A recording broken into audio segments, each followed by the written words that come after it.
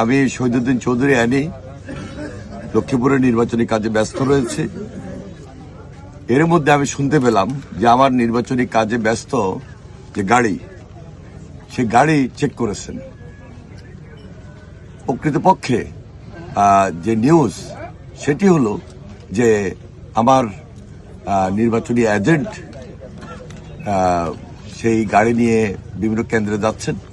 সেখানে আমার যে ব্যয়, তার মধ্যে 15 লক্ষ টাকা কেন্দ্র ওয়াইজ দেওয়ার জন্য যে আমার নিয়োজিত দায়িত্বে ছিলেন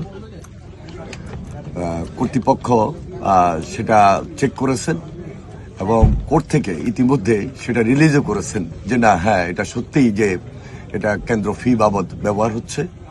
সুতরাং কোনো ধরনের বিভ্রান্ত হওয়ার কিছু নাই।